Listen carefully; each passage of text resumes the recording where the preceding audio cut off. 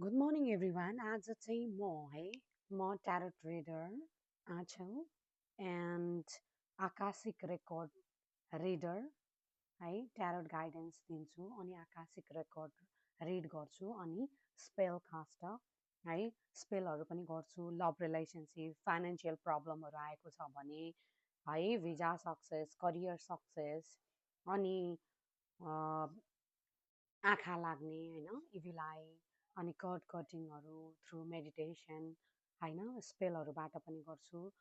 Third party remove अनि हजुरको यो नेगेटिभ एनर्जीहरूलाई हटाउने कामहरूदेखि होइन, सबै समस्याहरूको चाहिँ म चाहिँ क्यान्डलद्वारा चाहिँ स्पेल गर्छु।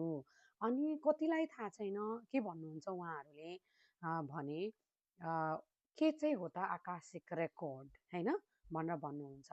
आकाशिक रेकर्ड भनेको चाहिँ हजुरको बुक अफ योर लाइफ होइन, बुक अफ योर लाइफमा गर्नुभएको पाप धर्म होइन, कति के गर्नुभएको छ त्यो सबैको रेकर्डको हाम्रो एउटा बुक हुन्छ। हामीले सानैदेखि पढेको हुन्छौँ कि हामीले पाप धर्म गरेको थियौँ, चित्रगुप्तले चाहिँ यसको रेकर्ड राखेको छ। अनि माथि गएर चाहिँ हाम्रो उसले चाहिँ के भन्छ हुन्छ नि, पाप र धर्मको चाहिँ हेरेर चाहिँ हामीलाई नर्क स्वर्ग जाने भनेर भनिन्छ होइन, त्यसरी निर्णय गरिन्छ भनेर भनिन्छ भने यस द्याट्स द वान है। हामी चाहिँ हजुरहरूको लाइफमा भएको कर्म कस्तो गर्नुभएको छ र अहिलेको लाइफमा चाहिँ हजुरहरूले मैले देखेको छु कतिले होइन पाप र धर्मको उहरू गरिन्छ भने जस्तै हजुरहरूले गर्नुभएको कर्म होइन, त्यसको चाहिँ के कस्तो थियो त, अहिले फाइनेन्सियल क्राइसिस किन भइरहेछ,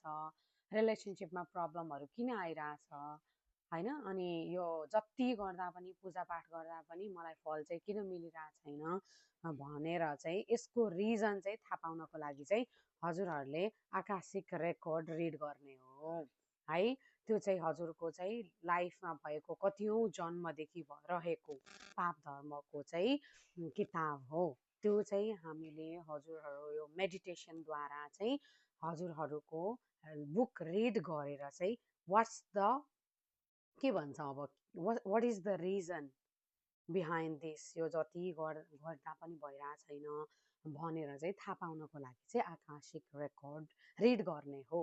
अनि अझ कतिले भन्नुहुन्छ, मैले कति देखेको छु भिडियोहरूमा होइन, यो 7 चक्रहरू हिल गर्ने अनि यो होइन हजुरहरूको स्पिरिचुअलमा लागेपछि हजुरको नट ओन्ली एउटै थ्रु वेबाट मात्र यो कुराहरू थाहा हुनुपर्छ। चक्र हिल अथवा होइन, अथवा चाहिँ हजुरको यो रेमेडीहरू दिनको लागि चाहिँ क्रिस्टल हिलिङले मात्रै गर्नुपर्छ होइन।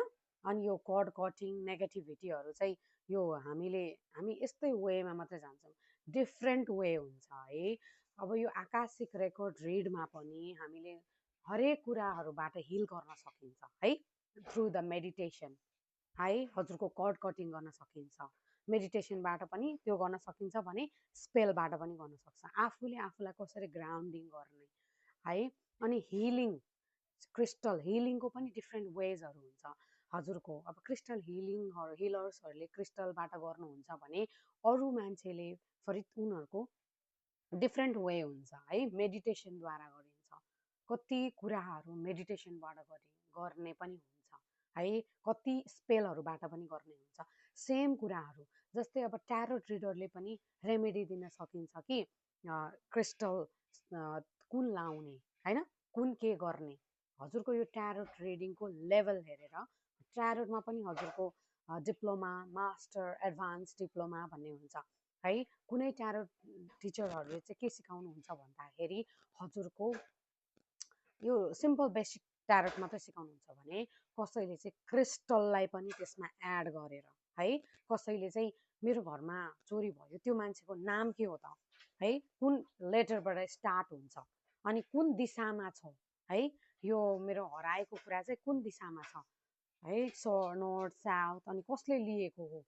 We can find anything through the tarot है। त्यसको लागि पनि हजुरहरूले धेरै रिड अथवा हुन्छ नि डिपली जानुपर्ने हुन्छ। सरी है, हजुरको यो भिडियो अलि लामो भयो, नेक्स्ट भिडियोमा हजुरहरूलाई हुन्छ नि केही डाउटहरू छ भने चाहिँ मलाई चाहिँ कमेन्टमा गर्नु होला है। सबैको एउटा कोर्सहरू हुन्छ हजुरहरूको डिफ्रेन्ट डिफ्रेन्ट, तर हामी हरेक डिफ्रेन्ट वेबाट चाहिँ जान सक्छौँ होइन, रेमेडी दिन सक्छौँ होइन।